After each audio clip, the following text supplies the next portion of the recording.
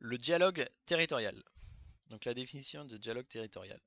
C'est l'ensemble des processus de concertation et de médiation visant à mobiliser les habitants et les groupes organisés d'un territoire en vue de définir des orientations de développement, gérer des conflits locaux, mettre en œuvre des projets, créer du lien social. Le dialogue territorial peut prendre des formes diverses en fonction de ses objectifs et de la particularité de la situation. Il combine des actions de concertation, médiation, consultation et ou d'information, parfois des débats publics. Le dialogue territorial vise à une gestion plus participative, plus harmonieuse et plus efficace des territoires. Il renvoie donc à leur mode de gouvernance. Dialogue territorial, concertation, médiation, de quoi s'agit-il? Avec l'arrivée de nouvelles populations en zone rurale, la diminution du nombre d'agriculteurs et l'industrialisation de l'agriculture, l'extension des zones périurbaines, l'exploitation forestière privée, le développement des loisirs de pleine nature et la nécessité de préserver les ressources collectives, les territoires ruraux se transforment rapidement.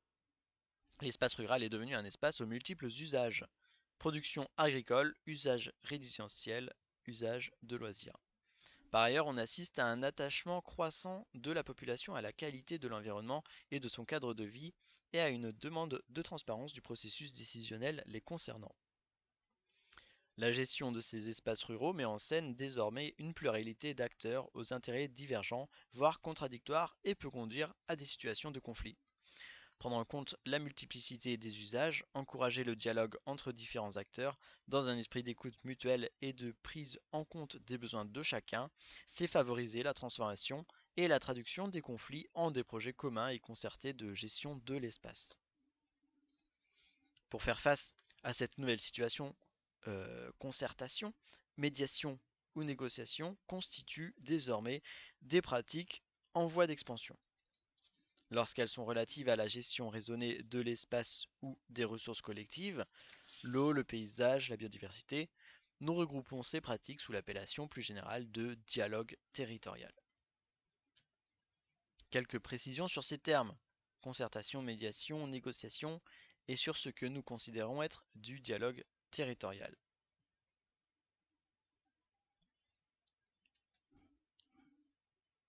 Donc le premier niveau, c'est l'information. Ça consiste à informer d'une décision prise ou à prendre. C'est insuffisant pour être qualifié de processus participatif, mais l'information est une condition nécessaire pour parler de participation. Le deuxième niveau est celui de la consultation.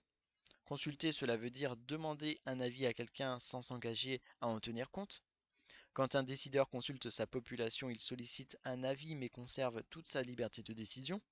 Il a simplement un élément supplémentaire pour prendre une décision pertinente. De son côté, celui qui est consulté n'a pas de garantie que son avis sera pris en compte.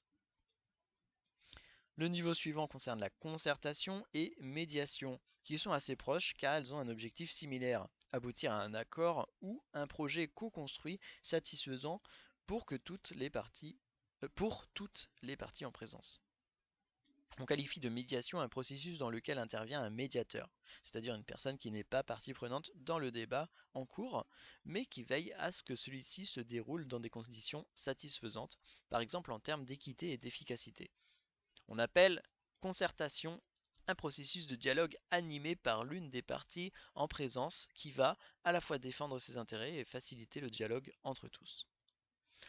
Enfin, la négociation implique que les acteurs décident ensemble.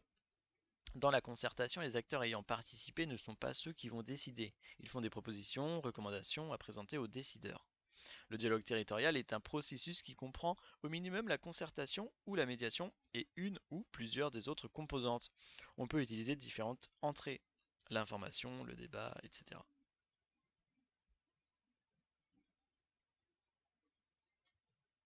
Les principaux objectifs du dialogue territorial. Le dialogue territorial n'a pas vocation à se substituer à la loi, mais il vise à compléter les dispositifs existants, à en faciliter l'acceptation ou à contribuer à leur adaptation. Il vise à prévenir ou désamorcer les conflits ou encore à restaurer un lien social distendu. Il participe à une gestion collective et durable des ressources et de l'espace. Gérer les conflits environnementaux. trois problématiques sont présentes sur les territoires ruraux. Les conflits liés à la protection de l'environnement et à l'aménagement de l'espace, par exemple la mise en place d'éoliennes, la réalisation de grandes infrastructures, viaducs, lignes SNCF, Grand Canal. Les conflits liés à la protection de l'environnement et à l'activité agricole, par exemple la problématique des algues vertes en Normandie, la présence du loup dans le Mercantour. Et les conflits liés à la préservation des milieux et à la pratique des activités de loisirs, par exemple conflits entre alpinistes et naturalistes, préservation d'espèces de rapaces, chauves-souris, etc. Permettre la gestion concertée des biens communs aux paysages et des territoires. Plusieurs situations sont observées en territoires ruraux et urbains. La pression foncière en zone urbaine ou périurbaine, les surfaces encore disponibles sont très convoitées pour l'urbanisation, la construction de routes, alors que la nécessité de maintenir des espaces agricoles ou naturels, poumons verts, est mise en avant par certains. L'utilisation de l'espace rural pour les loisirs de plein air. Une partie de la population aspire à pratiquer des sports de plein air, à se promener dans les bois, le long des cours d'eau. Sur certains territoires, la pression est parfois forte en fin de semaine ou pendant l'été. Les habitants permanents se sentent envahis alors que les promeneurs se sentent rejetés. La demande sociale pour une multifonctionnalité des espaces productifs. Nos sociétés acceptent de moins en moins que la gestion des espaces ruraux soit uniquement conduite par des agriculteurs et forestiers en fonction de critères productifs. Des pressions s'exercent au niveau local pour que soient intégrés d'autres enjeux et d'autres acteurs. Loisirs, protection des habitats, paysages. Les tensions sont particulièrement fortes dans les zones d'agriculture intensive. Créer ou recréer du lien social. Certaines régions rurales ont connu une forte chute de population suivie de l'arrivée de nouveaux résidents permanents ou secondaires. Le dialogue entre autochtones et nouveaux habitants s'établit difficilement, les visions du territoire et de son avenir étant différentes. Quelques repères méthodologiques. Le dialogue territorial regroupe deux types de situations différentes, l'élaboration de projets communs et partagés ou la résolution de situations d'affrontement, de conflits en lien avec la gestion d'un espace ou d'une ressource naturelle. Les démarches de dialogue territorial peuvent être le fait d'initiatives locales prises en dehors de tout cadre réglementaire du seul fait de la volonté des acteurs du territoire d'engager un dialogue sur ces questions, tout comme elles peuvent être suscitées par des dispositifs réglementaires ou législatifs incitant. Natura 2000, SAGE, contrat de rivière, etc. Au-delà du fait de discuter ensemble, de nouer ou renouer des liens, le dialogue territorial doit avoir une exigence de résultat, un objectif de concrétisation qui peut prendre différentes formes.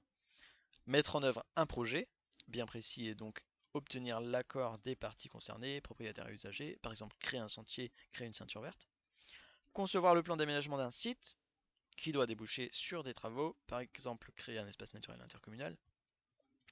Élaborer le schéma d'aménagement d'un quartier, d'une commune ou d'une petite région qui servira de cadre au futur projet de construction de logements d'infrastructures. Et formuler une charte qui va définir les conditions d'utilisation et de gestion d'un territoire ou d'une ressource naturelle, qui va réguler les rapports entre les acteurs locaux et souvent résoudre des tensions, voire des conflits.